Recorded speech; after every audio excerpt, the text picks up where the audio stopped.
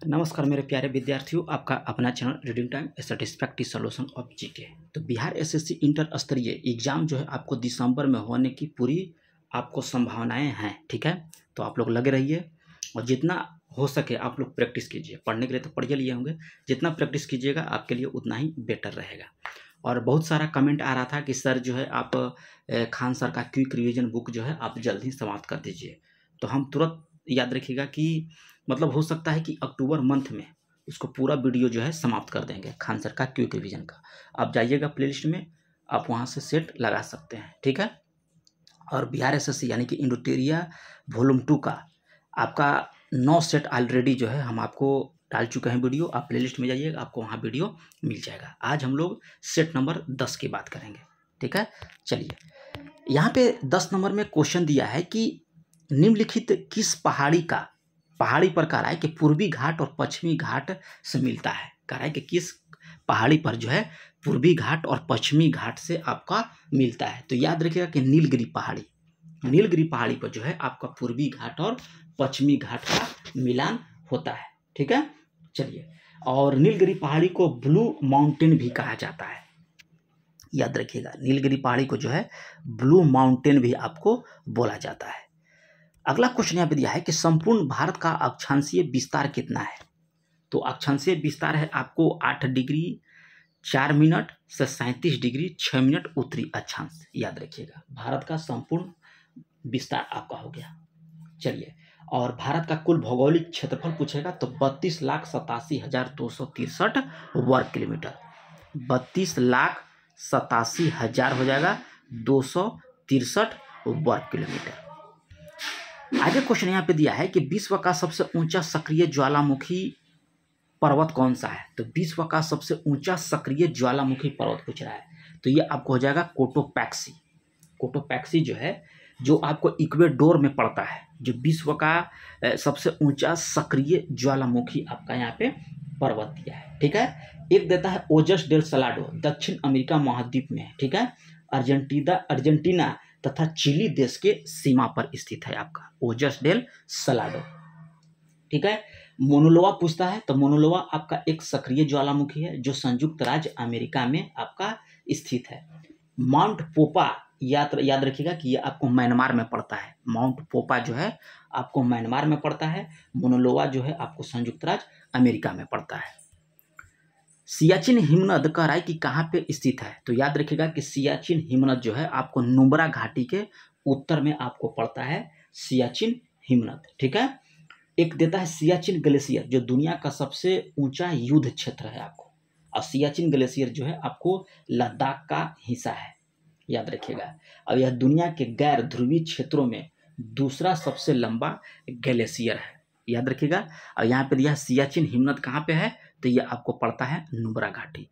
और जितने भी एक्स्ट्रा फैक्ट हम बोल रहे हैं वो सब जो है आप कॉपी में नोट कर लीजिएगा, क्योंकि एक्स्ट्रा फैक्ट आपको कहीं देखने को नहीं मिलता है और ना ही कोई आपको यूट्यूब पे कराता है। आप देख लीजिएगा, जो भी आपको प्रैक्टिस सेट कराते हैं वो सब जो है सिर्फ आंसर बताते हैं, आपको अलग से एक्स्ट्रा कुछ बताते नहीं हैं। आप किसी भी चैनल पे जाकर देख सकते हैं। इसीलिए उन लोग का वीडियो जो होता है 10 मिनट 12 मिनट का होता है, लेकिन मेरा वीडियो जो होता है 22 मिनट का होता है।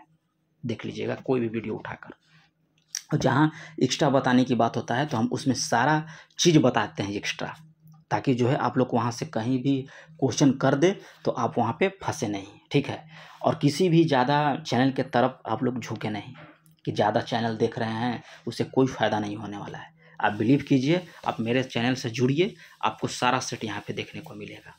ठीक है, और अच्छे से डिस्कस भी किया गया है, आप सारा वीडियो उठा कर देख लीजिए। भारत के कह रहा है कि किस नदी को अपने प्रदूषक प्रवृत्ति के कारण जो है जैविक मरुस्थल की संज्ञा दिया गया है। किसके कारण कह रहा है, तो प्रदूषक प्रवृत्ति के कारण जो है जैविक मरुस्थल की संज्ञा उसको दे दिया गया है भारत के किस नदी को। तो याद रखिएगा कि ये इसको दे दिया गया है दामोदर नदी को। ठीक है, दामोदर नदी आपको जो है पश्चिम बंगाल तथा झारखंड में बहने वाली एक नदी है। इस नदी के जल से जो है एक महत्वाकांक्षी पनबिजली परियोजना आपका है। कौन सा है, तो दामोदर घाटी परियोजना चलाई जाती है। पहले नदी जो है एकाएक बढ़ जाती थी, जिसके चलते जो है बंगाल का अभिशाप भी कहा जाता है। इसमें पानी जो है अटेंडम बढ़ जाता है, इसका कोई अता पता नहीं है कि कब घटेगा कब बढ़ेगा, इसीलिए इसको जो है बंगाल का अभिशाप या बंगाल का शोक भी कहा जाता है। ठीक है, चलिए आगे हम लोग यहाँ पे देख लेते हैं। आगे इसमें क्वेश्चन में कह रहा है कि मेरियाना खाई किस महासागर तल में आपको स्थित है? कौन सा? मेरियाना खाई। तो मेरियाना खाई जो है आपको पश्चिमी प्रशांत महासागर के तल में आपका स्थित है। ठीक है, और जितने भी आपको गर्त देता है यानी कि खाई, उससे हम लोग क्वेश्चन देख लेते हैं। चलिए यहाँ पे मेरियाना खाई की बात था, तो ये आपको पश्चिमी प्रशांत महासागर में है। एक देता है आपको टोंगा गर्त या टोंगा खाई भी इसको बोला जाता है, तो ये आपको है दक्षिण पश्चिम प्रशांत महासागर में। कौन सा? टोंगा। एक देता है आपको प्यूर्टो रिका, ये पड़ता है आपको अटलांटिक महासागर में। प्यूर्टो रिका जो है अटलांटिक महासागर में। सुंडा एक देता है, तो ये पड़ता है आपको हिंद महासागर में। हम लोग 4 को देख लिए, कौन कौन? मेरियाना खाई आपको हो गया पश्चिम प्रशांत महासागर में, टोंगा हो गया आपको दक्षिण पश्चिम प्रशांत महासागर में, प्यूर्टो हो गया आपको अटलांटिक महासागर में, और सुंडा जो हो गया आपको दक्षिण महासागर में। ठीक है, 4 हम लोग देख लिए। चलिए आगे देख लेते हैं। आगे कह रहा है कि सूची 1 को सूची 2 में मिलान कीजिए। ठीक है, एक तरफ दिया है झील, दूसरी तरफ दिया है आपको इसकी स्थिति यानी कि किस राज्य में है। तो जयसमंदन झील पड़ता है आपको राजस्थान में। ठीक है, बड़खल झील पड़ता है आपको हरियाणा में, और लोकटक झील पड़ता है आपको मणिपुर में, और कालवेली झील पड़ता है आपको तमिलनाडु में। ठीक है, चलिए अगला क्वेश्चन यहाँ पे हम लोग देख लेते हैं। अगला यहाँ पे दिया है कि भारतीय संविधान का कौन सा भाग जो है, भाग में संघ राज्य क्षेत्र का वर्णन किया गया है? तो भाग याद रखिएगा कि आपको हो जाएगा 8 में। भाग 8 में जो है आपको संविधान के भाग 8 में जो है संघ राज्य क्षेत्र का जो है आपको वर्णन दिया गया है। हम लोग देख लेते हैं। और जो इसमें दिया है भाग 10, यहाँ पे दिया है भाग 10, तो इसमें आपको दिया है अनुसूचित एवं जनजाति क्षेत्र। भाग 10 में किसकी बात है? अनुसूचित और जनजाति क्षेत्र का। भाग 4 जो दिया गया है आपको, भाग यहाँ पे 6 दिया है। ठीक है, तो भाग 6 हम लोग देख लेते हैं। इसमें दिया है राज्य की बात किया गया है। भाग 6 में क्या है? राज्य की बात बोला गया है। वहीं भाग 5 की बात करेगा तो इसमें दिया गया है आपको संघ का। ठीक है, भाग 8 में क्या हो गया? संघ राज्य क्षेत्र हो गया। ठीक है, भाग 4 में है आपका राज्य के नीति निर्देशक तत्व। हम लोग देख लिए, क्या क्या देखें? तो एक देख लिए हम लोग संघ राज्य क्षेत्र जो आपको भाग 8 में पड़ता है। ठीक है, एक हम लोग देख लिए भाग 4 जिसमें राज्य के नीति निर्देशक तत्व दिया गया है। भाग 8 में दे दिया गया संघ राज्य क्षेत्र, भाग 5 में आपको दिया गया है संघ, और भाग 6 में दिया गया है आपको राज्य। चलिए अगला यहाँ पे देख लेते हैं। भारतीय संविधान के कह रहा है कि नीचे दिए गए कर्तव्यों में से कह रहा है कि किनको मौलिक कर्तव्य की श्रेणी में नहीं रखा गया है? तो आयकर का भुगतान करना ये आपको मौलिक कर्तव्य में नहीं आता है। ठीक है, याद रखिएगा, ये आपको मौलिक कर्तव्य की श्रेणी में नहीं आता है। और याद रखिएगा कि आपको भारतीय संविधान जो है इसमें आपको भाग 4 के ए में 11 मौलिक कर्तव्यों का जो है उल्लेख किया गया है। टोटल कितना है? 11। पंचायतों की वित्तीय स्थिति की समीक्षा के लिए कह रहा है कि राज्य सरकार जो है प्रत्येक 5 वर्ष में गठित करती है। क्या करती है? तो ये आपको वित्त आयोग, ठीक है, वित्त आयोग के द्वारा जो है यह गठित किया जाता है। चलिए, और राज्य वित्त आयोग की बात कहेगा तो अनुच्छेद 243 और 243 का आई और 243 का वाई याद रखिएगा। राज्य वित्त आयोग पूछेगा। एक देता है आपको वित्त आयोग जो आपको अनुच्छेद 280 के तहत होता है, और ये हो गया आपका केंद्र का। अगर वहीं राज्य वित्त आयोग की बात करेगा तो 200 अनुच्छेद 43 के आई होता है, और एक होता है आपको 243 के वाई। दोनों में से कोई एक ऑप्शन रहेगा आपके पास। अगर दोनों ऑप्शन देता है तो आपको दोनों टिक करना होगा, लेकिन देता है आपको एक ही। तो याद रखिएगा आज से 243 के आई और 243 के वाई किसका? राज्य वित्त आयोग का। और सिर्फ वित्त आयोग का गठन कहेगा तो अनुच्छेद 280 हो जाएगा। भारत की कह रहा है कि संसद द्वारा शिक्षा का अधिकार अधिनियम कब लागू किया गया था? तो 1 अप्रैल 2010 को। याद रखिएगा कि भारत की संसद के द्वारा जो है शिक्षा का अधिकार अधिनियम लाया था। कब? 1 अप्रैल 2010 का। ठीक है, और अनुच्छेद किस में बात कहेगा तो आपको हो जाएगा अनुच्छेद 21 का ए में दिया गया है आपको। ठीक है, अनुच्छेद 21 का 1 में। और वहीं संशोधन पूछेगा तो 86वां संविधान संशोधन 2002 के तहत, ठीक है, जिसमें से आपको 6 वर्ष से 14 वर्ष के बच्चों को जो है इसमें निःशुल्क शिक्षा अनिवार्य करने का प्रावधान किया गया था। तो इसमें कितना क्वेश्चन बता दिए, तो हम 4 क्वेश्चन बता दिए। क्या बताएं, तो सबसे पहले शिक्षा का अधिकार अधिनियम कब लागू हुआ, तो 1 अप्रैल 2010 को हुआ था।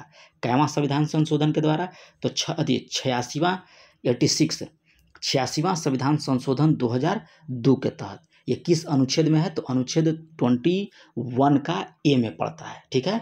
और इसमें 6 से 14 वर्ष के बच्चों को जो है निःशुल्क शिक्षा अनिवार्य कर दिया गया था। देख लीजिए ना कैसा कैसा क्वेश्चन जो है हम इसमें आपको बता रहे हैं। ऐसा किसी भी अदर आपको चैनल पर नहीं मिलेगा, आप खोज के देख लीजिएगा। हम भी बहुत सारा चैनल को देखते हैं, क्या क्या उन लोग पढ़ाते हैं, नहीं पढ़ा सकते हैं, हम सब देख रहे हैं। उन लोग सिर्फ टिक लगवाते हैं। अब आप लोग जो है आपको टिक लगाने में मज़ा देता है, लेकिन उस क्वेश्चन के पीछे क्या क्या क्वेश्चन निकल सकता है ये आपको ध्यान नहीं है, क्या क्या कुछ सकता है एग्जाम में। इसलिए बोल रहे हैं कि अगर आप लोग अभी तक चैनल को सब्सक्राइब नहीं किए होंगे तो कर लीजिएगा, बेल आइकन को दबा लीजिएगा। आगे देखिए क्वेश्चन क्या कह रहा है। कह रहा है कि भारतीय संविधान में राष्ट्रपति के द्वारा ख्याति प्राप्त व्यक्तियों को राज्यसभा में मनोनयन का प्रावधान किस देश के संविधान से लिया गया है। तो याद रखिएगा कि आपको आयरलैंड के संविधान से यह लिया गया है, जिसमें आपको साहित्य, कला, विज्ञान और समाज सेवा के क्षेत्र में जो योगदान दिए हों उनको जो है आपको राज्यसभा में मनोनयन करेगा। कौन करेगा, राष्ट्रपति। और यह प्रावधान जो है आपको कहाँ से लिया गया है, तो आयरलैंड के संविधान से लिया गया है, याद रखिएगा। और आयरलैंड के संविधान से और क्या क्या लिया गया है, तो राज्य के नीति निर्देशक सिद्धांत और राष्ट्रपति निर्वाचन मंडल की व्यवस्था, ये भी जो दोनों जो है आपको आयरलैंड के संविधान से लिया गया है। कौन कौन, तो एक हो गया राज्य के नीति निर्देशक सिद्धांत और राष्ट्रपति के निर्वाचन मंडल की व्यवस्था। चलिए आगे देते हैं, यहाँ पे क्या बोल रहा है। पंचायती राज व्यवस्था का मूल उद्देश्य क्या सुनिश्चित करना है, तो मूल उद्देश्य आपको सुनिश्चित इसमें यही करना है कि लोकतांत्रिक विकेंद्रीकरण और विकास में जन भागीदारी देना। ऑप्शन बी को आप यहाँ पे टिक कर सकते हैं, ठीक है। अब पंचायती राज अनुच्छेद 40 में पड़ता है। अब पंचायती राज में आपको 4 गो समितियाँ बनी थी पंचायती राज से। एक बना था आपको बलवंत राय मेहता समिति 1957 में। ये पूछता है आपको कि बलवंत राय मेहता समिति की कब बना था, तो हम आपको बता दे रहे हैं। बलवंत राय मेहता समिति आपको 1957 में, अशोक मेहता समिति आपको 1977 में, जी के राव समिति आपको 1985 में और एल.एम. सिंधिया समिति जो है आपको 1986 में। बलवंत राय कब हो गए, 1957 में। अशोक मेहता समिति कब हो गए, 1977 में। जी.वी.के. राव समिति हो गए आपको 1985 में और एल.एम. सिंधवी समिति हो गए आपको 1986 में। और इसमें भी है कि बलवंत राय मेहता समिति जो है कितने साल के लिए आपको पंचायत बनाए, अशोक मेहता समिति कितने साल के लिए, इसमें कै स्तरीय था, ये सारा क्वेश्चन है। लेकिन आपको ज़्यादा लंबा वीडियो हो जाएगा, इसलिए चलते उसको हम लोग डिस्कस नहीं करेंगे। पंचायती राज व्यवस्था का एक वीडियो ही आपको बना के हम दे दिए हैं, आप प्लेलिस्ट में जाइएगा, आपको वहाँ मिल जाएगा। और नहीं मिल रहा है तो आप कमेंट कीजिएगा, हम आपको सारा बता देंगे सिर्फ पंचायती राज व्यवस्था पर। आगे दिया है कि भारतीय संविधान के अधिनियम 1919 के अंतर्गत केंद्रीय विधानमंडल की संरचना में किस प्रकार जो है परिवर्तन किया गया है, तो ये आपको हो जाएगा द्विसदनात्मक विधानमंडल का सृजन, ठीक है। चलिए आगे क्वेश्चन देख लेते हैं। आगे का राय कि निम्नलिखित में से कौन सा कार्य जो है भारतीय चुनाव आयोग का नहीं है, तो पंचायतों का चुनाव कराना ये आपको चुनाव आयोग का कार्य नहीं बल्कि यह राज्य सरकार के द्वारा जो है यह किया जाता है। और चुनाव आयोग जो है संविधान के भाग 15 में दिया गया है। चुनाव आयोग अनुच्छेद पूछेगा तो 324 से 329 के तहत। और चुनाव आयोग की स्थापना पूछेगा तो 25 जनवरी 1950 को जो है आपको चुनाव आयोग का गठन किया गया था। इसीलिए जो है 25 जनवरी को हम लोग मतदाता दिवस के रूप में भी मनाते हैं। अब यह एक अस्थाई और संवैधानिक निकाय है। पूछेगा कि चुनाव आयोग कैसा निकाय है, तो अस्थाई और संवैधानिक निकाय है। आगे कह रहा है कि पोर्टलैंड सीमेंट के प्रमुख संगठन में शामिल है, तो आपको कौन कौन, तो लाइम, सिलिका और एल्यूमिना। चलिए आगे कह रहा है क्वेश्चन के ईस्ट का उपयोग वाइन और बियर उद्योग में किया जाता है क्योंकि यह श्वसन करता है, तो ये हो जाएगा अवयवीय रूप से अल्कोहल का उत्पादन। ऑप्शन सी को यहाँ पे टिक कर लीजिएगा। वनों की कटाई से होने वाले प्रभावों में कह रहा है कि कौन सा कथन यहाँ पे गलत दिया है, तो यह पोषक तत्वों के पूर्ण चक्रण की गति को देता है, ये आपका यहाँ पे गलत दिया है। ठीक है, चलिए आगे देख लेते हैं हम लोग। इसमें कह रहा है कि कार्नेलाइट किस धातु का अयस्क है, तो कार्नेलाइट आपको पड़ता है पोटेशियम का। पोटेशियम का आपको है कार्नेलाइट, और एक देता है आपको नाइटर, ये भी आपका है पोटेशियम का ही। ठीक है, मैग्नीशियम का देता है डोलेमाइट, इप्सम लवण, कैसिटेराइट और कार्नेलाइट। याद रखिएगा कार्नेलाइट आपको मैग्नीशियम का भी होता है और पोटेशियम का होता है। यूरेनियम का आपको दो देता है, कार्नेटाइट और पिंच ब्लेड यूरेनियम का। निम्नलिखित में से कह रहा है कि किस पदार्थ का शुद्धिकरण जो है आपको ऊर्ध्वपातन विधि के द्वारा नहीं किया जाता है, तो फिटकिरी का जो है आपको जो है शुद्धिकरण ऊर्ध्वपातन विधि के द्वारा नहीं किया जाता है, जबकि नेप्थलीन हो गया, कपूर हो गया, बेंजोइक अम्ल हो गया, इस सब का शुद्धिकरण जो है आपको ऊर्ध्वपातन विधि के द्वारा किया जाता है। चलिए आगे क्वेश्चन यहाँ पे दिया है कि किसी द्रव तथा उसमें अविलय पदार्थों के अवयवों को किस विधि के द्वारा जो है अलग किया जाता है, तो ये आपको निस्यंदन के द्वारा। जंग रहित लोहा बनाने में प्रयुक्त होने वाली महत्वपूर्ण धातु कौन सा है, तो आपको हो जाएगा जंग रोधी में क्रोमियम। याद रखिएगा लोहा, क्रोमियम और निकेल होता है। सामान्य प्रयुक्त होने वाले, समानता कह रहा है कि प्रयुक्त होने वाले निम्नलिखित पदार्थों में से कौन सा मिश्रित धातु नहीं है, तो तांबा जो है आपका मिश्रित धातु नहीं है।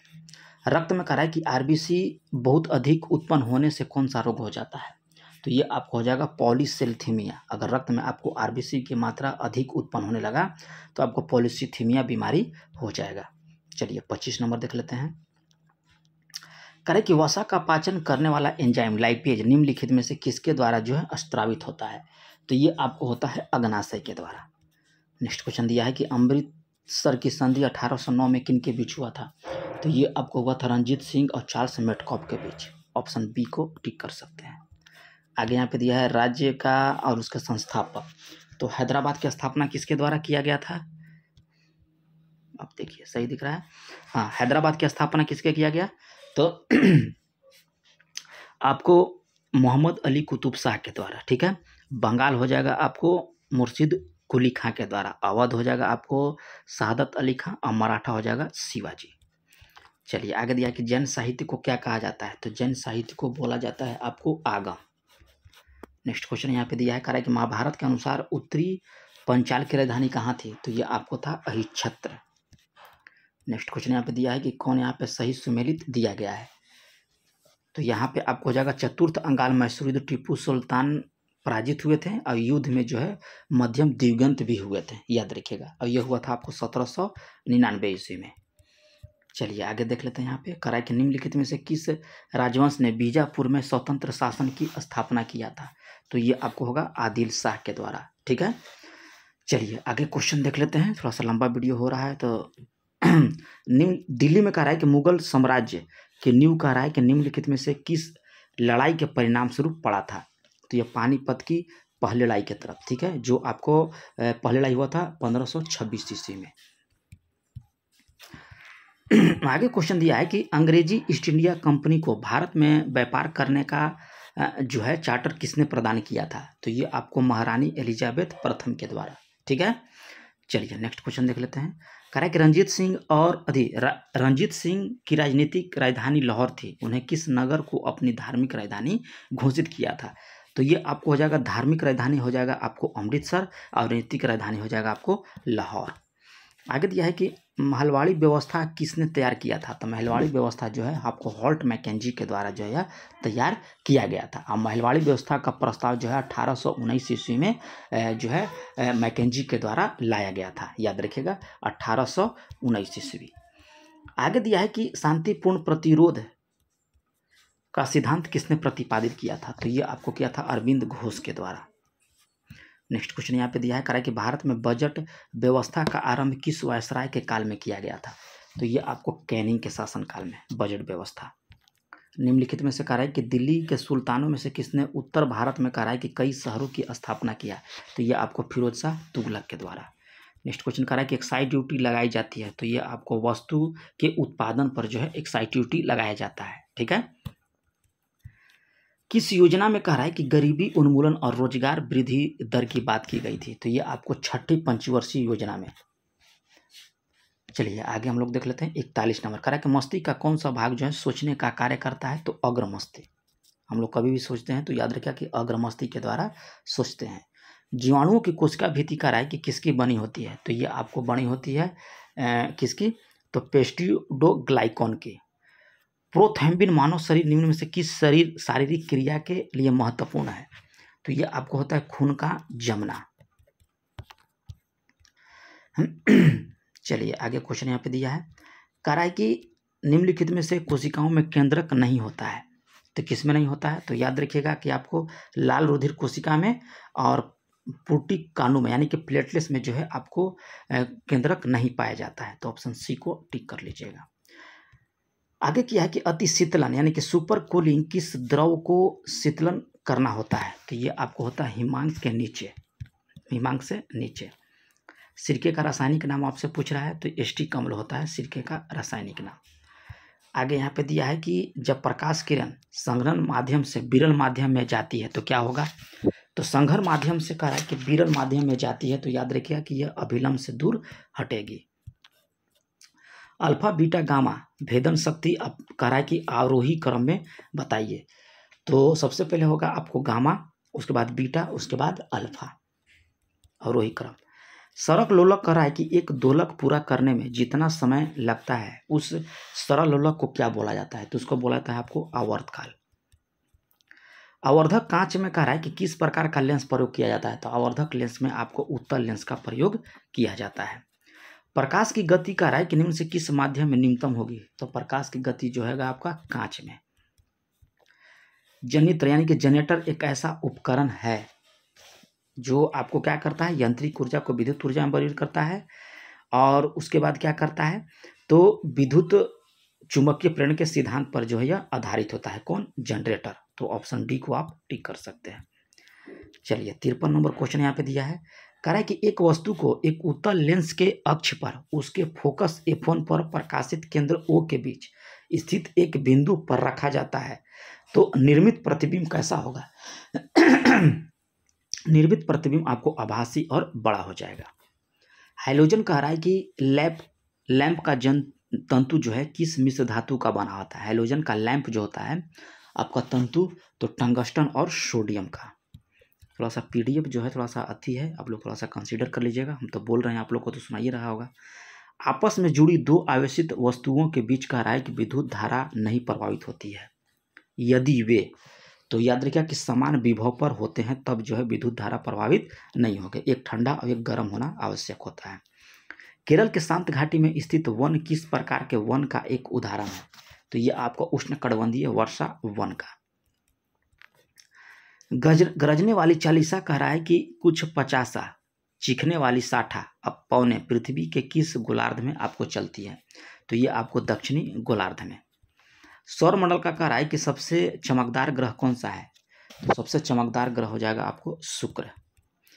पृथ्वी की आंतरिक परत नीफे के निर्माण में कह रहा है कि किन तत्वों की प्रचुरता होती है? तो ये आपको निकेल और फेरस की।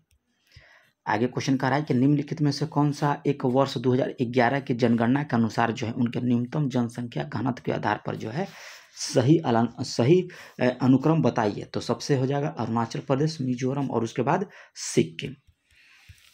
चलिए यहाँ पे देख लेते हैं। निम्नलिखित में से कह रहा है कि कौन सी एक भारतीय सेना के कमांडो में कह रहा है कि एक कमांड नहीं है? तो ये आपका उत्तर पूर्वी कमांड जो है आपका नहीं है। थोड़ा सा पीडीएफ जो है ढेर गबड़ा गया जी। संयुक्त राष्ट्र महासभा के द्वारा कह रहा है कि स्वीकृति संकल्प के अनुसार अंतर्राष्ट्रीय शांति दिवस कब मनाया जाता है? तो ये मनाया जाता है आपको 21 सितंबर को। नेक्स्ट क्वेश्चन दिया है कि निम्नलिखित में से कौन सा भारतीय शहर जो है गंगा नदी के तट पर आपको स्थित नहीं है? तो ये आपका लखनऊ।